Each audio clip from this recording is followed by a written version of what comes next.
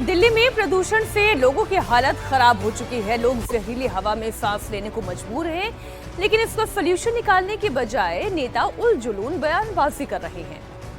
Samajwadi party के सांसद are के चौधरी ने प्रदूषण पर अजीबोगरीब बात कह दी है। अखिलेश के सांसद ने कहा है कि हिंदुओं का शव जलाने से प्रदूषण बढ़ रहा है। आर के चौधरी ने यहां तक कहा कि होलिका दहन और दिवाली पर पटाखे जलाना भी प्रदूषण बढ़ने का कारण है। हिंदू सेंटिमेंट को देखते हुए प्रदूषण के खिलाफ जंग नहीं लड़ी जा रही है। प्रदूषण को फैलने से रोकना बड़ा काम है, क्योंकि भारत में जो पर्यावरण है उसमें हिंदू सेंटिमेंट आने जाता है। और दूसरे, इस देश में हमें लगता है सबसे ज्यादा जोर है पर्यावरण ठीक करने के लिए एनजीओ का।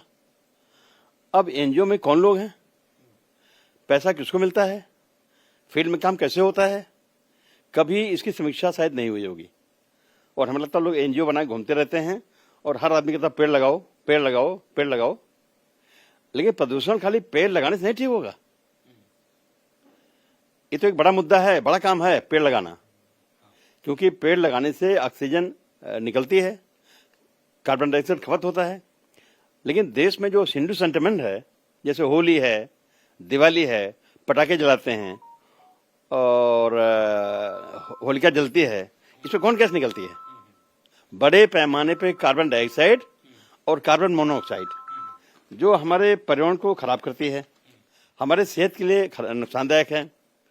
अब हिंदू सेंटिमेंट को कायम अगर रखना है तो प्रदूषण कंट्रोल कर पाना बड़ा मुश्किल काम है। कहा कि हिंदू सेंटिमेंट्स है, इसके पीछे आप कह रहे हैं होलिका, दिवाली। आपका एक बयान आया कि शव जो जलाए जाते हैं उसकी वजह से भी जो धुआं होता है, जो तमाम चीजें, उसकी वजह से प्रदूषण फैलता है। तो सेंटिमेंट जुड़ा है, शव जलाए जाते हैं, कौन गैस निकलती है? होलिका दहन होती है, कौन गैस निकलती है? हम बड़े पैमाने पर दिवाली मनाते हैं और जलाते हैं, दिया जलाते हैं, कौन गैस निकलती है? तो निश्चित कहीं न कहीं है, हम भी उस जमात के पार्ट हैं, इसलिए बहुत खोल के बोल नहीं पा रहे हैं। लेकिन अगर देश में पर्यावरण ठीक करना है तो निश्चित तौर पे हर मुद्दे पर ध्यान देना होगा। खाली एनजीओ बना देने से काम नहीं चलेगा। लेकिन ये सवाल उठेगा कि भाई आप एक धर्म को टारगेट कर रहे हैं, सिर्फ हिंदू धर्म के लिए बोल रहे हैं। कई लोग कहते हैं बकरीद पे जो बकरे कटते हैं या दूसरे धर्मों में जो तमाम चीजें होती है, उन तमाम चीजों को लेकर भी कहते हैं। जहां तक प्रदूषण निकलने की बात है या प्रदूषित होने की बात है हवा, वो खासतौर से कार्बन डाइऑक्साइड, कार्बन मोनोऑक्साइड से निर्भर करता है। ये जलने पे ही निकलता है। आर के चौधरी को केंद्रीय मंत्री गिरिराज सिंह ने जवाब दिया है। गिरिराज सिंह ने आर के चौधरी को अपना धर्म बदलने की सलाह दे डाली। तो जो कह रहे हैं वो धर्म बदल लें आर के चौधरी, मैं नहीं जानता हूं कि मुसलमान है कि हिंदू हैं। तो हिंदू धर्म में जलाने से हम तो एक ही जगह 3.5 हाथ, दूसरे धर्म में जो कब्र पे जाते हैं तो प्रत्येक व्यक्ति के लिए 3.5 हाथ जमीन लेते हैं। अब चाहे इसमें हिंदू सेंटिमेंट को ढूंढ लें, चाहे नेता उलूल जुलूल बयान दे लें, लेकिन एक बात जो बिल्कुल साफ है वो ये कि दिल्ली में प्रदूषण की वजह से हालात गंभीर होते जा रहे हैं। दिल्ली और एनसीआर में आज भी वायु प्रदूषण की हालत बेहद खराब है। दिल्ली में आज AQI का लेवल 398 दर्ज किया गया है, जो बेहद खराब की कैटेगरी और गंभीर के स्तर से मामूली ही कम है। दिल्ली के 40 में से 12 पोल्यूशन मॉनिटरिंग स्टेशन में AQI का स्तर गंभीर कैटेगरी में दर्ज हुआ है। आज सुबह से पूरी दिल्ली धुंध की चादर में लिपटी हुई है। दिल्ली के कई इलाकों में विजिबिलिटी 0 दर्ज की गई है। शहर में रहने वाले लोगों के लिए डॉक्टर्स ये दावा कर रहे हैं कि बढ़ते प्रदूषण के कारण दिल्ली वालों की उम्र कम हो सकती है। एनसीआर में रहने वाले लोगों को पेट और लंग्स के संबंधित कई बीमारियां हो सकती हैं। प्रदूषण से क्या स्थिति बनी हुई है, ये पिछले 3 महीने से हम आपको दिखा रहे हैं। 3 महीने से दिल्ली इसी तरीके से गैस चैम्बर में तब्दील हो चुकी है और अब कोहरा और प्रदूषण मिलके दिल्ली में एक स्मॉग की मोटी चादर बना ली है, जिसने पूरी दिल्ली को इसी तरीके से धुंधला कर दिया है। सुबह सुबह कोहरा इतना ज़्यादा है कि इसके लिए एडवाइजरी निकाली गई है, 40 के ऊपर गाड़ी ना चलाएं, हेडलाइट ऑन करके चले, पार्किंग लाइट ऑन करके चले। और आप देखिए कि सब कुछ यहाँ पे आपको धुंधला ही धुंधला नजर आ रहा होगा। ये दिल्ली मेरठ एक्सप्रेसवे की तस्वीरें हैं। बगल में ही अक्षरधाम मंदिर है, जो जहाँ पे कुछ भी देख पाना इस समय संभव नहीं हो पा रहा है। दिल्ली के पालम और IGI एयरपोर्ट में आज विजिबिलिटी सुबह 0 दर्ज की गई। मौसम विभाग के मुताबिक दिल्ली में आने वाले समय तक इसी तरीके से कोहरा छाया रहेगा, जिसका सीधा सीधा असर हवाई और रेल यात्रा पर भी पड़ा है। आज दिल्ली से उड़ान भरने वाली कई फ्लाइट्स को सुबह सुबह कैंसिल किया गया, क्योंकि दिल्ली के अलावा नॉर्थ इंडिया के कई जो जगह है वहां पर एयरपोर्ट पे विजिबिलिटी 0 रही। अब अगर RK चौधरी के ही बयान को सही माने तब तो पता करना पड़ेगा दिल्ली NCR में कितने शव दाह हुए जिनकी वजह से इतना पोल्यूशन हो गया है। दिल्ली में प्रदूषण को रोकने के लिए PUC नो फ्यूल नियम लागू कर रही है। इसके बाद भी पिछले 24 घंटे में 612,000 PUC जारी किए गए हैं। PUC नहीं होने पर 3,746 चालान काटे गए हैं। दिल्ली बॉर्डर से करीब 600 गाड़ियों को लौटाया गया है। 24 घंटे के अंदर 61,000 PUC जारी किए गए हैं और बिना PUC के 3,746 चालान काटे गए हैं। कितनी गाड़ियों को लौटाया गया है? ये सारे नियम तब है जब पूरी गैस का चैम्बर बन चुकी है दिल्ली। ये नियम कानून तब लागू किए जाते हैं जब सांस लेना मुश्किल हो जाता है। न जाने क्यों सर्दी आने से पहले ये सारी तैयारियां नहीं होती। वहीं बात यूपी के बहराइच की करें तो यहां कथावाचक पुंडरीक गोस्वामी को सलामी देने का मामला गर्मा गया है। पुलिस परेड ग्राउंड में कथावाचक पुंडरीक गोस्वामी का रेड कारपेट वेलकम किया गया। एसपी के नेतृत्व में पुलिस ने सैल्यूट किया, जिसके बाद सियासी पारा चढ़ गया। सपा मुखिया अखिलेश यादव ने सवाल उठाए। सांसद चंद्रशेखर आजाद ने पूरे मामले को बाबा साहेब अंबेडकर का अपमान बताया, जिसके बाद पुलिस महकमा एक्शन में आ गया है। कथावाचक पुंडरीक गोस्वामी को गार्ड ऑफ ऑनर देने को लेकर डीजीपी ने बहराइच के एसपी को तलब कर दिया है। यूपी पुलिस के एक्स हैंडल से पोस्ट किया गया है, जिसमें लिखा गया है कि डीजीपी ने इस पूरे मामले में संज्ञान लिया है। एसपी रामनैन सिंह से जवाब मांगा गया है। परेड ग्राउंड के अंदर ऐसा क्यों हुआ? कथावाचक पुंडरीक गोस्वामी बहराइच के पुलिस परेड ग्राउंड में जब पहुंचे थे तो उनका ग्रैंड वेलकम किया गया। गार्ड ऑफ ऑनर देते हुए एसपी ने खुद सैल्यूट किया था, जिसका वीडियो भी सामने आ गया है और इसी पर अब घमासान छिड़ गया है। पुंडरीक गोस्वामी के ग्रैंड वेलकम पर विपक्ष ने ग्रैंड अटैक किया है। अखिलेश यादव ने वीडियो पोस्ट कर शेयर किया और लिखा कि जब पूरा पुलिस महकमा सलामी में व्यस्त रहेगा तो प्रदेश का अपराधी मस्त रहेगा। उत्तर प्रदेश में पुलिस अपने काम में तो नाकाम है ही, उसका जो काम है वो तो वो कर नहीं रही, बल्कि अपनी सीमित क्षमताओं का व्यर्थ कर रही है। भाजपा राज में उत्तर प्रदेश में पनप रहे बेतहाशा अपराध और माफिया राज पर लगाम लगाने के बजाय सलाम सलाम का खेल खेला जा रहा है। इस घटना का संज्ञान लेने वाला कोई है या वो भी परेड में शामिल है? भाजपा जाए तो पुलिस सही से काम में लग पाए। अब कथावाचक को गार्ड ऑफ ऑनर देने पर सवाल उठा तो बहराइच पुलिस ने स्टेटमेंट भी जारी कर दिया और कहा कि पिछले कुछ दिनों में मानसिक अवसाद के चलते 25 से 28 पुलिसकर्मियों ने इस्तीफा दे दिया। पुलिस सेवा को छोड़कर चले गए। ऐसे में पुलिसकर्मियों और ट्रेनिंग के लिए आए जवानों का मनोबल हाई करने के लिए ये कार्यक्रम आयोजित किया गया था, ताकि आचार्य पुंडरीक गोस्वामी के प्रेरणादायक बातों से पुलिस वालों का विल पावर मजबूत हो सके, पुलिस वालों को सही गाइडेंस मिल सके। देखिए, जो भी पुलिस की मंशा रही थी, गार्ड ऑफ ऑनर देना, राजकीय सम्मान देना, क्या ये सही है? ये सवाल तो उठेगा। और रही बात विपक्ष की, तो विपक्ष के पास तो एक और मौका है। विपक्ष वैसे भी सरकार पर हमलावर रहती है, पुलिस प्रशासन पर हमलावर रहती है, तो विपक्ष के पास ये एक और मौका है जो पुंडरीक गोस्वामी को दिए गए गार्ड ऑफ ऑनर के बहाने एक बार फिर से हमलावर है। कथावाचक पुंडरीक गोस्वामी को बहराइच में गार्ड ऑफ ऑनर दिया गया, इसी को लेकर ये सारा बवाल खड़ा हुआ। विशाल प्रताप सिंह हमारे साथ जुड़े हुए हैं। विशाल, ये जो बहराइच पुलिस कह रही है, इससे कितने सहमत है ऑपोजिशन के नेता या कितना सहमत है पूरा पुलिस महकमा? क्या किसी कथावाचक को गार्ड ऑफ ऑनर दिया जा सकता है? ये तो सवाल पूछा जाएगा।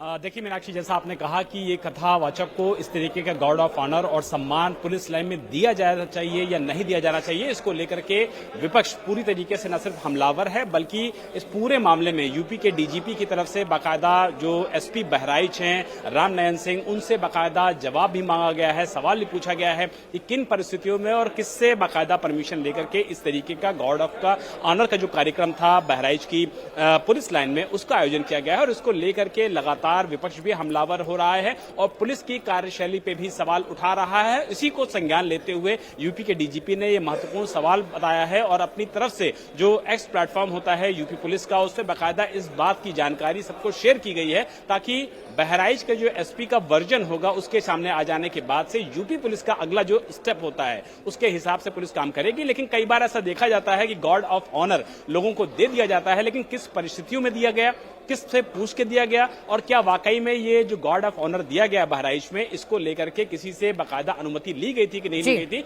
इन सारे सवालों के जवाब बहराइच के एसपी से मांगे गए हैं यूपी के डीजीपी की तरफ से। उनका जवाब के बाद ही पूरा मामला और स्पष्ट हो पाएगा कि इसके पीछे की असल वजह क्या है। लेकिन जो तर्क दिया जा रहा है उस तर्क की भी अगर बात करें तो वो ना तो समझ में आता है, ना उससे विपक्ष संतुष्ट होगा और मुझे लगता है जो डीजीपी है वो भी उससे संतुष्ट नहीं होंगे। अगर पुलिस वालों के मनोबल को बढ़ाने की बात है और अगर उसमें पुंडरीक गोस्वामी अपनी महत्वपूर्ण भूमिका निभा रहे हैं, तब भी गार्ड ऑफ ऑनर देना, रेड कारपेट बिछाना, उनको सलामी देना किसी के गले से नहीं उतरेगा कि क्यों किया गया ऐसा।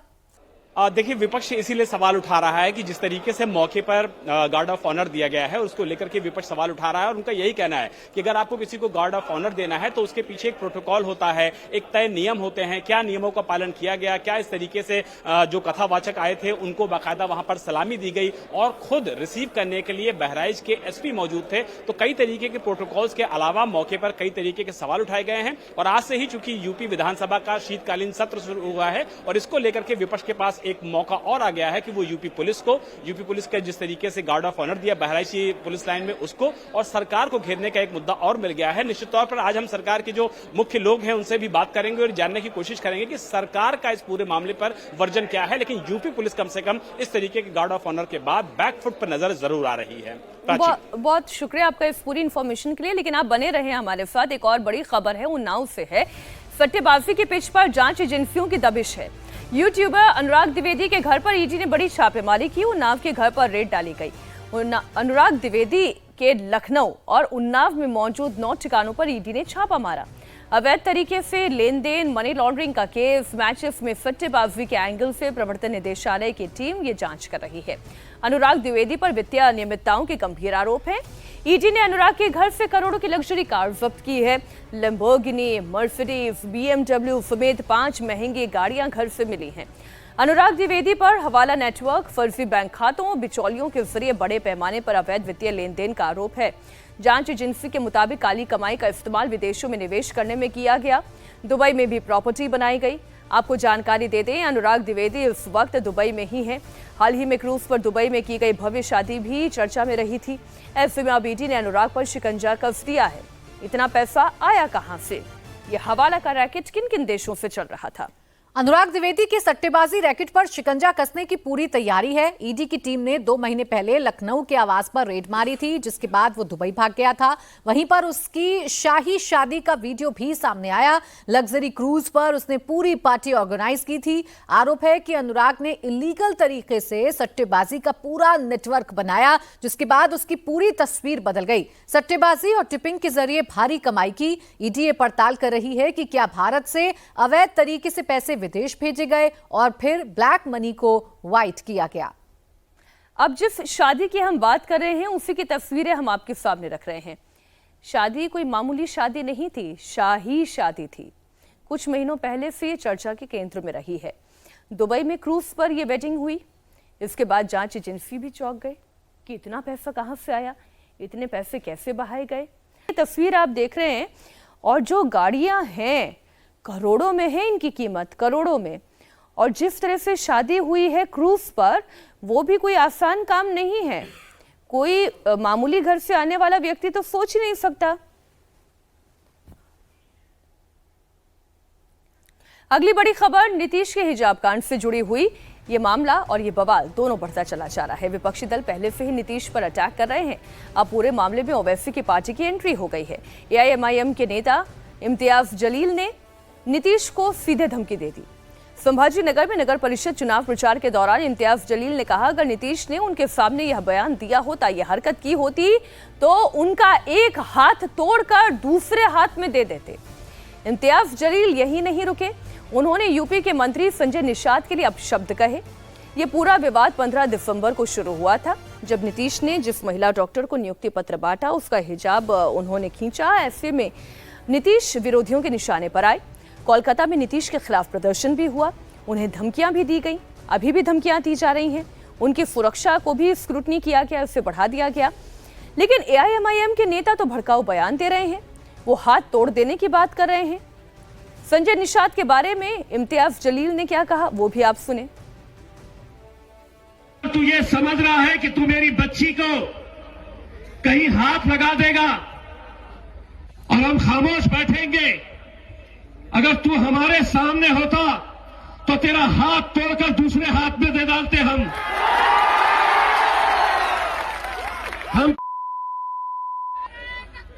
कोई दूसरी जमात के हम नेता नहीं है, जहां पर हम अपनी बच्चियों की ऐसी बेइज्जती, ऐसी शर्मनाक बात हम सुनेंगे। जब किसी के पेट से कोई तो ये ऐसे मंत्री निकल कर आते हैं जिन्हें लग रहा है कि हमारी हुकूमत है, हम किसी भी मुस्लिम बच्ची का नकाब खींच सकते हैं, कहीं पर भी कुछ भी हाथ डाल सकते हैं। शुक्र मान तू उत्तर प्रदेश के अंदर है, हमारे हत्थे चढ़ा होता चाचा, हम किसी को नहीं छोड़ते हैं, इनके बाप को नहीं छोड़े हमने, तो ये क्या चीज है? तो आपने सुना, अब नीतीश कुमार का ये मामला बड़ा बनाया जा रहा है। एआईएमआईएम इससे धार्मिक एंगल देने की कोशिश कर रही है और नीतीश कुमार पर अटैकिंग मोड में है। हिजाब कांड के बाद नीतीश विपक्ष के निशाने पर हैं। अब उनके खिलाफ प्रोटेस्ट भी शुरू हो गया है। नीतीश के खिलाफ कोलकाता में प्रदर्शन हुआ। नीतीश के बाद यूपी के मंत्री संजय निषाद ने और विवादित बयान दिया था, जिसके बाद ये विवाद और ज्यादा भड़क गया था और ज्यादा बढ़ गया था और ये दोनों ही नेता विपक्ष के निशाने पर हैं। अभी अभी खबर आ रही है, शिमला के संजौली मस्जिद से जुड़ी हुई कई सालों के लंबे विवाद के बाद अब संजौली मस्जिद पर एक्शन तेज हो गया है। मस्जिद के ऊपरी हिस्से को प्रशासन की देखरेख में गिराया जा रहा है। कोर्ट के आदेश पर यह कार्रवाई की जा रही है। मस्जिद के फर्स्ट और ग्राउंड फ्लोर को छोड़कर बाकी का पूरा हिस्सा ढाया गया है। आपको जानकारी देते हैं, अवैध ढांचे को लेकर पिछले काफी समय से शिमला में माहौल गरमाया हुआ था। हिंदू संगठनों की ओर से कई बार प्रोटेस्ट भी किया गया। वक्फ बोर्ड के मुताबिक मस्जिद कमेटी के सहयोग से ये प्रक्रिया पूरी की जा रही है। अवैध घोषित की गई तीनों मंजिलों को 1 महीने के भीतर हटाने का टारगेट है। ऐसे में तेजी से ध्वस्तीकरण की कार्रवाई की जा रही है। प्रशासन की टीम भी मौके पर मौजूद है। पूरी निगरानी में ये कार्रवाई की जा रही है। ये तस्वीरें आप देखिए, संजौली मस्जिद की ये तस्वीर है और पहले तो ईंट गिराई गई, उसके बाद फिर ये जो आप पूरा फ्रेम देख रहे हैं, खिड़की का फ्रेम, वो भी निकाला गया। ये आप देख रहे हैं एक एक करके ईंट इस तरीके से निकाली जा रही है जिससे कि बहुत ज़्यादा यहाँ पर मलबा इकट्ठा ना हो। सलीके से ध्वस्तीकरण की कार्रवाई की जा रही है।